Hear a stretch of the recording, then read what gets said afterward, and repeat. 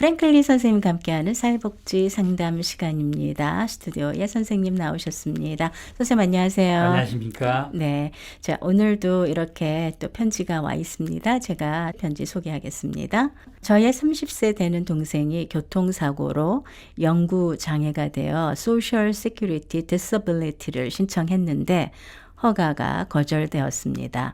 시민권자이고 5년 이상 세금 내는 일도 했고 현저한 장애 상태가 나타나는데 2번이나 거절되어서 아주 난감합니다. 왜 그럴까요? 방법이 없는지요? 네, 이런 문제네요.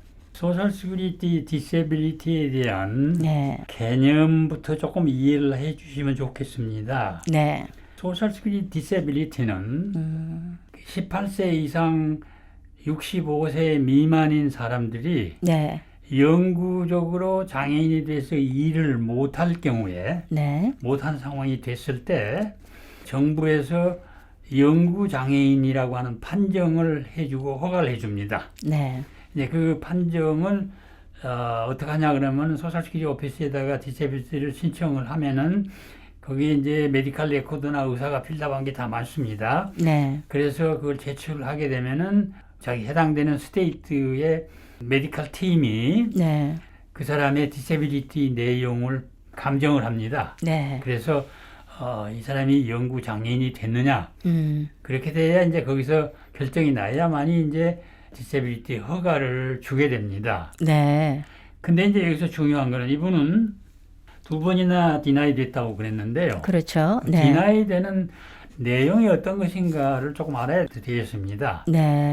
디나이를 왜 시키냐 그러면요. 신청한다고 다 되는 게 아니고 이 사람이 일을 계속 할 수 있느냐 그 메디컬 상황이요. 그렇죠. 그걸 검증을 합니다. 그 다음에 일단 회복이 될 수 있느냐 회복이 되면은 그 일을 하고 정상적으로 할 수 있는 살 수 있는 그 가능성이 있느냐 이걸 봅니다. 그거는 대개 이제 메디컬 레코드 상황에 따라서 결정되는 내용이기 때문에 본인들이 어떻게 할 수가 없습니다.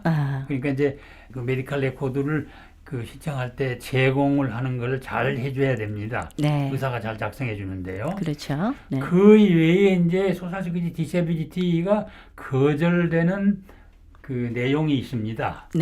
어떤 경우냐 그러면요.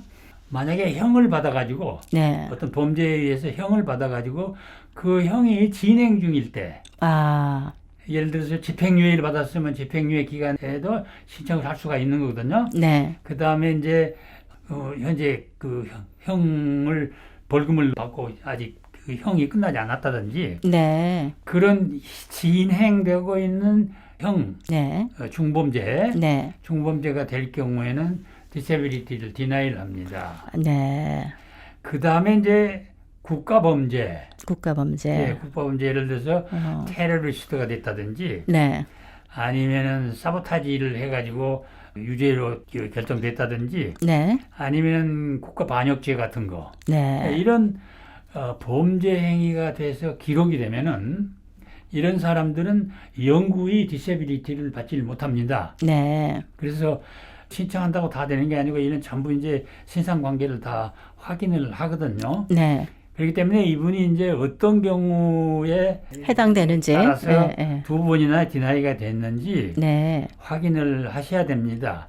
디나이가 될 때는 반드시 그 내용을 설명을 해주게 돼 있으니까요. 그러니까 디나이하는 이유를 설명해 주는 거죠. 네, 그렇습니다. 다 지금 해줍니다. 소셜 시큐리티 디세빌리티를 받게 되면은 그 소셜 시큐리티 디세빌리티의 혜택은 어떻게 되느냐 그러면요. 18세부터 65세 미만인 사람이 신청해서 허가를 받으면은 그 사람의 베네핏 상황이 65세 이상 노인들에게 주는 베네핏 상황으로 갑니다. 그렇기 때문에 65세 이상 사람들에게는 메디케이드를 받는다든지 메디케어를 받는다든지 뭐 이런 상황 베네핏가 나오잖아요. 그러니까 그 상황으로 갑니다. 그렇기 때문에 연령하고 관계없이 허가가 나오게 되면은 허가가 나올 때는 소셜 시큐리티의 그 자기 크레딧에 의해서 SSDI를 받든지 아니면 SSI를 받든지 둘 중에 하나 받게 됩니다. 네. SSDI는 뭐냐 그러면 Social Security Disability Insurance인데요. 네. 이 경우에는 디세빌리티가 되기 전에 일을 몇 년이나 해가지고 소셜 시큐리티 크레딧이 얼마나 있느냐를 보고 결정되는 건데, 네. 그게 이제 이렇게 그 연차적으로 리ኳ이먼트가 있습니다. 네. 예를 들어서 26살일 경우에는 2년 일을 한 기록이 있어야만이 SSDI를 줍니다. 네. 그리고 이제 또 이제 60세까지는 네. 40 크레딧 소셜 시큐리티 크레딧이 있어야만이 SSDI를 줍니다. 네. SSDI를 받는 사람은 메디케어를 받습니다. 네. 메디케어를 즉시 받는 게 아니고 24개월 후에 받습니다. 네.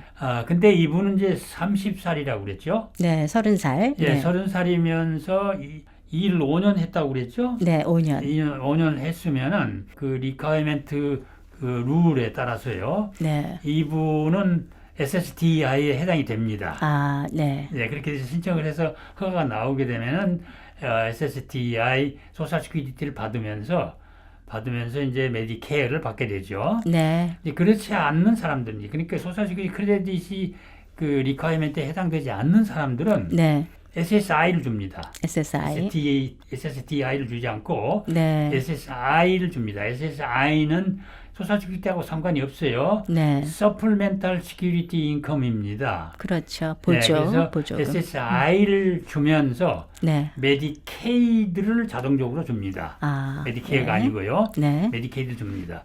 그래서 이제 이분은 메디케이드와 SSI를 받게 그렇게 됩니다. 근데 이 질문하신 분은 네. 30세이고 5년 일을 했다고 하기 때문에 SSDI에 해당이 됩니다. 네. 그러면 이제 신청을 해서 허가가 나오게 되면 SSDI 이 생활비가 나올 겁니다. SSDI는 본인이 일해서 소셜시큐리티 크레딧을 가지고 있는 데서 나오는 소셜시큐리티 내용하고 네. 그 다음에 디세빌리티 베네핏하고 합쳐가지고 네. 돈이 지금 금년의 경우는 아마 1,100불 이상은 나옵니다. 네. 1,100불 네, 이상. 예. 네. 그게 기준이 이제 어떻게 되냐 그러면요. 네.